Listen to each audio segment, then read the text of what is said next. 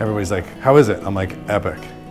And I'm like, yeah, that just sounds like cliche, but no, it's epic. It's epic, right? It is everything you think it would be and more. Or it's like you imagine how the grandeur of things, and then you show up and all the grandeur actually lives up to the expectations, which doesn't happen with a lot of things in life. That was cool. It was awesome. Everything about it was, so I guess before the trip I thought it was going to be like a motorcycle trip, but it was a lot more. So it wasn't just the best roads I've ever been on with the best scenery on really nice bikes. It was also, you know, very well curated hotels, restaurants, food, all that stuff. So it wasn't just a motorcycling experience, it was like a true once-in-a-lifetime vacation. It was amazing, absolutely worth every penny. And though we considered it a once-in-a-lifetime opportunity, I would say that it can't be a once-in-a-lifetime opportunity. It has to be a once-a-year opportunity. I mean, seriously, the opportunity to go and do this in a different country multiple times, it's worth, you know, it's why we go to work. It's why we save our money. It's what we get out of it. You know, it's our prize.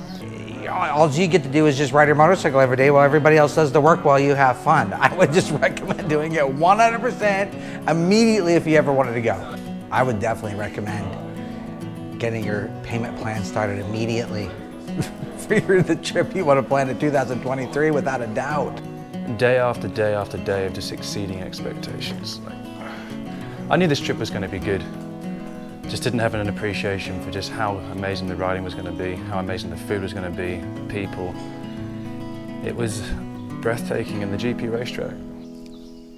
Several things. First, all of the anticipatory emails with the bits and pieces of information that were sent out to anticipate where things could go wrong, bios of everybody, getting all the documentation ahead of time. It was all these little attentions to details made the arrival date so much more relaxed.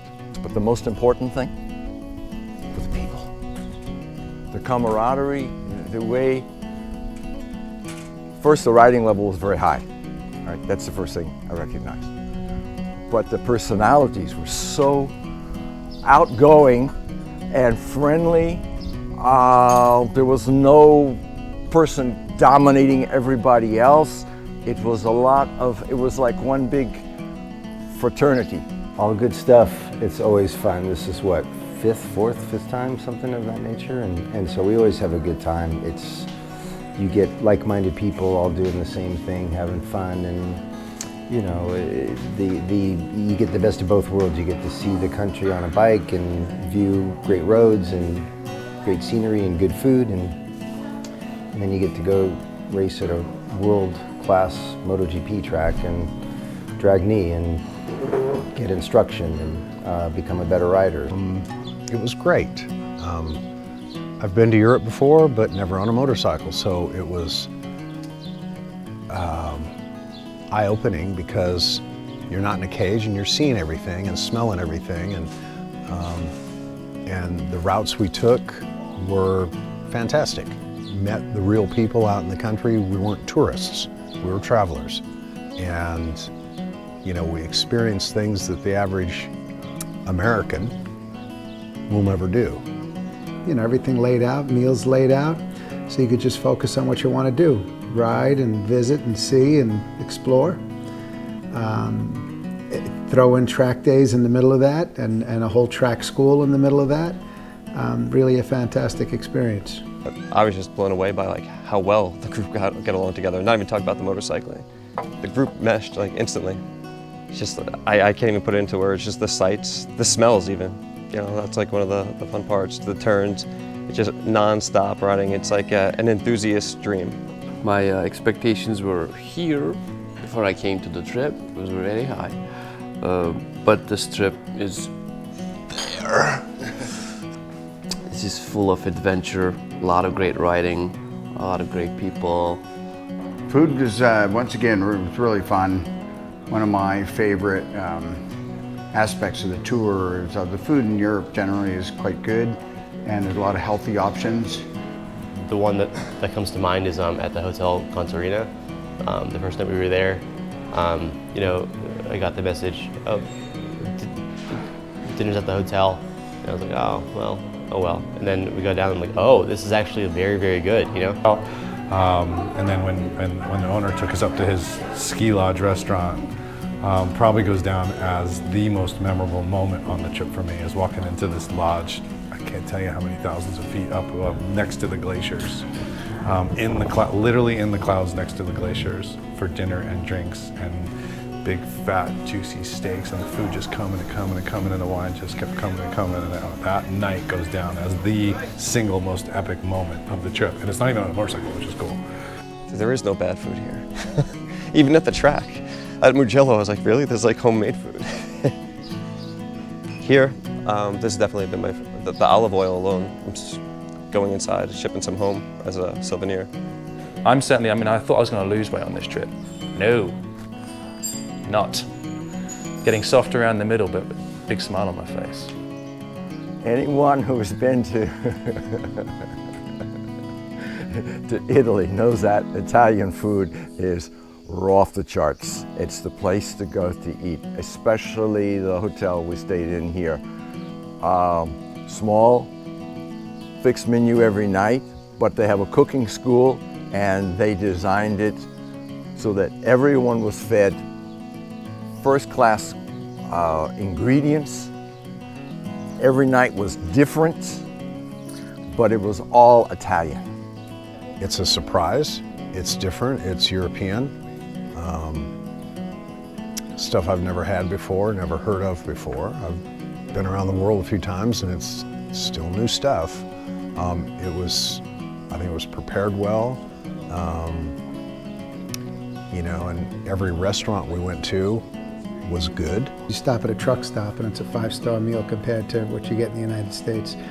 But the food was excellent. The food was excellent everywhere. Nothing is bagged, boxed, pre-made. Everything is prepared. Everything is homemade. Everything is wonderful. Everything is baked. It's really pretty fantastic. Hotels are really good. As always, I mean, just kind of, that's been vetted very well, top notch. The hotels were great, very accommodating. This Königstein here in Germany, I mean, how much better can you get? There's an amazing cafe half a block that way. There's a motorcycle shop next door. There's a Dainese store next to that. And the caddy corner is the BMW dealership where we get all our stuff. And it's a really nice hotel and a 15-minute subway ride from downtown Munich. So really. The villa in Tuscany was, you know, that was out of a movie, you know. I hadn't looked at where we were staying until like a couple weeks before the trip. And when I saw that, I thought, this can't be right. So I had to like search for anything similar in the area. And like, no, that's it. It was awesome. And they really took care of us. I mean, they took care of me. Anything I wanted, anything I needed, they were there 24/7. So I've been very impressed. Like going home at night almost, which is hard to find when you're on the road. I like the hotels. I like that they were kind of eclectic, different, high quality, really nice. It really kind of fit the vibe of the region we're in. I really liked that a lot. Oh, I thought they were great. All of the accommodations were wonderful. The folks at the front desk were terrific. The food was terrific. I think people worry about hotels. Are they going to be clean? Are they going to have the amenities that I want? Is the food going to be good? Are they going to be in safe parts of the town? I mean, you know, it's especially if you're a woman traveling alone, which I wasn't traveling alone per se, but I think those are things that people might worry about. And I would tell you that I had no worries. I mean, once I showed up, I had no worries at all. Everything has been good. Matter of fact, it's been better than good. You know, so Munich, the people were really super nice. I mean, and honest, because Lovely here left his wallet in the room, and so I worried about that. But everything was exactly like they said it would be. And the hotels are making me feel like I'm a rock star. They're making me feel like I'm a millionaire when I'm not. Some of the balconies I'm sitting on, the food I'm having, the settings, the Contarini, that place was just a complete vibe. You know, it's just got good personalities running the hotel, nice music, the setting in the mountains, the beer, the internal decor. You can tell it's been run by someone that has a passion for fun and a passion for style, and you feel it. Just a wonderful flowing Tuscan scenery up on a mountain overlooking a village. I mean, that's kind of what you expect in your mind's eye. And you open up your window in the morning and overlook a villa with olive groves and you know, really beautiful stuff. 5 stars. Everything was beautiful. The people were beautiful. The service. Every hotel was wonderful. The Contarina Hotel. I mean, the people. It's run by a family. The niece runs it. The uncle owns it. He's the ex-mayor of the town. Everything is. I mean, it's not just a hotel where, like, you know, they give you a towel and they, you know.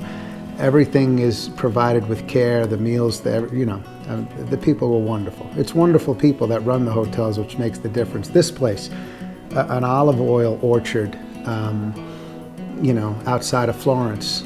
I mean, this place is absolutely, everybody got here and their jaws dropped. They couldn't believe where we were. Just the scenery. It's not like, you know, your Westin or Marriott type experience. You have, I mean, we're staying in a villa in Tuscany. The rooms themselves are just, I don't know, they're like ornate, beautiful. They even have their own scents on each of the towels. you don't get that anywhere else. But I would bring my wife here, so I actually want to like bring my wife to a couple of these places. I like them. That was a treat right there, a beyond treats right there, you know. And you know, riding that track, when you look at that on TV, you don't have the same perspective for that, or the speed, or what those guys do, or what they're capable of doing. And you get out there and try it yourself. It's a different animal. Pure magic, but I think before I would say I liked it better than Misano, I need to ride Misano again, because I mean the pavement on all the European tracks is far better than what we typically see. The curbing and the markings and reference points, everything is just spot on, so that's really fun. Well, put it this way, there's 9 tracks on the back of this shirt. So far I have 7 of them. There's 2 left on there, Jerez and Catalonia, and they're both in Spain. Those both probably have Paradors close by, so I'm thinking those might be good tests. But overall, Mugello was everything that I expected it to be. I would put it closest on par to Pittsburgh in the United States. Fast, flowing, great pavement, nice scenery, greenery, hills, all that kind of stuff. The only major standout would be that front straightaway. I mean, I think I saw 288K, which is like 178 miles an hour at the end of the front straightaway, and still overslowed turn 1. The track was beautiful and epic and wonderfully laid out in a fun format.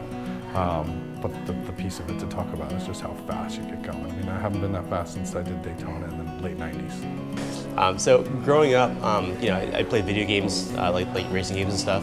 So I had been familiar with a couple tracks that were famous enough to make it into the video game, right? And so Mugello was one of them. So I've been playing that track for a long time, and so being able to actually be on it physically was awesome. In person, it's way different. I had the opportunity to do a track walk with my coach as well, and that was amazing. That was after day 2. It was the fastest track in the world, bar none. I hit my fastest time, fastest speed on the straight, and it absolutely was a night and day difference between any track in the US. A GP track, period, is so different than anything you're gonna experience in the US. It was a flowing, long, extremely fast track. And even though I had experience riding, I had to start over. It was amazing. Mugello was the pinnacle of riding on the track. It was heaven. And that'll give you an idea what Mugello. Mugello was, you know, arguably one of the best tracks in the world, and that was the primary reason why I came on the track, was having access to an instructor and to Mugello for 3 days. It's definitely been a highlight of my riding career and something I'd look forward to do again any day of the week. You feel it. Like you walk in these corridors, and the whole time I was thinking that all of my heroes have walked down these corridors. You're going under the Mugello bridge at 275 clicks. You're banking through these corners. It's such a clean track. It's a challenge because the reference points are sitting off the track because the track itself is so damn good. All of my reference points in Australia are all little divots and chunks missing out from the actual track itself. It's beautiful. You've got to ride it to believe it. You look at these tracks through a TV, it's two-dimensional, it's flat. And then you get out here and not only are you living off of the energy that you're doing the same corners that your heroes have actually put their bikes around. It's just far more of a technical challenge than you'd ever believe, but far more fun. It's an experience I'm never going to forget. I've got a picture of myself sat on the podium and with the little flowers around the base, and I'm looking out, and you've just got to do it. You've just got to do it. I'm a convert, so I'll be riding all of the GP racetracks. Clean, organized, incredible track, and both layout and in the design for the number of turns. It's a really long track. It's a beautiful long track. And being able to go on a straight that you could actually go really faster than you ever did before in your life. You can just run with it. I like it. I'd come back this next chance I get. You know, I've been fortunate enough with Kat to ride multiple MotoGP tracks, but in my mind's eye, in Italy, in Tuscany, the track is just, it's fast. I mean, you know, you got to come with your head in the game, but beautiful track, and it's exactly what you see on TV, and it doesn't give it anywhere near the grandeur and scope. I felt like I wasn't watching a TV, I was in the TV. You know, I met some people that are far better riders than me, and I learned a lot from them. I learned a lot from the track and how they're set up. Mugello is, humbling. It was a humbling experience because you're coming from American tracks, and you think you're fast or you think you have some skill, and then you just like instantly put to shame by better riders, better track, yeah. And then when you add that and you have the instructors that we provided to us, your skill level is just going to go through the roof. Like I can't wait to go back home to my home track and apply those skills. Oh, it's phenomenal circuit. It's just as I said before, almost like the mecca of riding. You gotta go there. It was a once in a lifetime experience for me.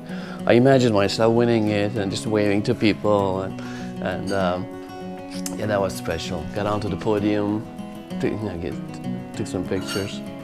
Yeah, I felt it, man. The school was awesome. I picked up a couple things that I believe really helped my riding, and that was shown in the lap times. I'm so excited to go home and do a track day immediately and just reinforce everything I've learned and hopefully get faster. Really good at laying out, hey, this is a technique that came from a world champion, which coming from the champion school means a lot. So it's like, oh, champion did this? I'm paying attention. This is what we talked about, this is the technique, this is why we do it. Now let's go work on it, and your coaches will follow you around, get some film of you, offer some critiques, and then talk about it afterwards, and then we'll come back in the class and work on the next one. So I thought that was pretty impressive. And the level of expertise and experience there that you got, the wide variety of experience, and not like you would typically just in America, but these folks have been riding every amazing track in the world, so their experience it's priceless. With instruction, he was terrific, super sharp guy, very on point with instruction and on track training as well. And then the in-classroom stuff is fantastic. A little different from what the other educational things we've done training-wise. Everybody has a little bit of different approach. But once you really buy into using the techniques and riding and give it a try, there's nuggets to be picked up. I had Jan. He was straightforward, honest, and instructive at my level. I learned a lot from him, and he didn't try and push me into something I wasn't comfortable with. The instructors were wonderful, learned a lot. learned a different viewpoint, a different way of doing the same thing compared to what we learn in the United States, and took away a lot of nuggets. So much about vision, exits. He was able to almost go in my helmet, point out my mistakes just from riding behind me, and tell me what I needed to fix. And you know, my lap time, I think I shaved like over the course of the time over 10 seconds. It was great, and my lines became smoother. I felt like I didn't even have to like throttle out as hard. You know, I tried to, but you know, with less acceleration, I was able to be faster just by getting on my lines. You can tell these guys are coaching the fast people. You know, you always learn something new. I like this school a lot. It adds to other schools. That's the good thing about it. The guys are great. I mean, shit always happens on trips like this. You know, the GPSs are, you know, old, so like, you know, the roads might not be updated, but we always got through it. And a couple times the guys had to think on the fly, and it worked out. They did a great job keeping the group going and together. I know it's tough to keep groups of 10 together, especially on a trip like this where everyone's riding a foreign bike in a foreign country. So the guys did a good job. The guides were amazing. Where would we be without them, right? I mean, their experience of having been here already, and they know the roads well enough that even if we, you know, GPS gets messed up, which often occurs, they still know where we're at. And they're flawlessly executing, you know, the stops that everyone needs, the times. That really, I was impressed with the guides' knowledge of the area, having not grown up here.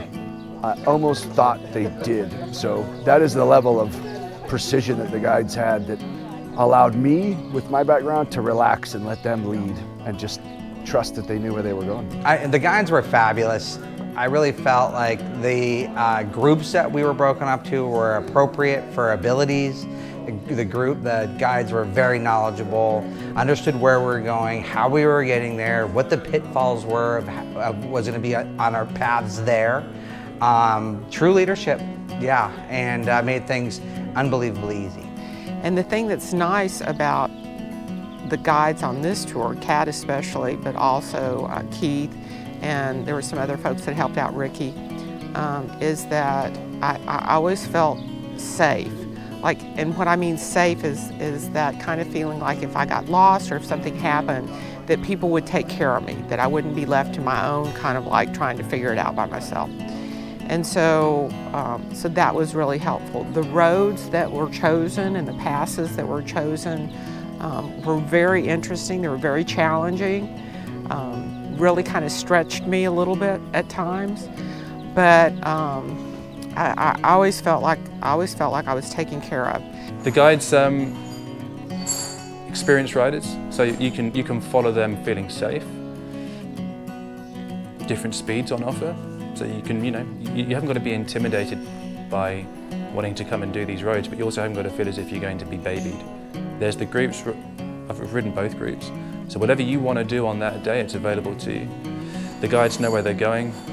They're leaders, they take control, so you can really just set and forget, and all of the instruction will come across in your intercom. So you really can just relax and just follow the back wheel of the person in front of you at a safe distance and just do it.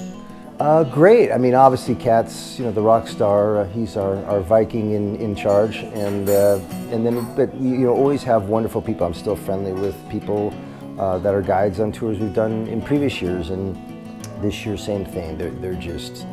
They're always helpful, always looking out for us, especially on the road, and a real pleasure and conversant. You know, they are high quality riders and safe riders, which is always great. So the guides are very experienced riders. You know, it's very important to me that the guide is a very experienced and competent rider, first of all, because they lead the way, right?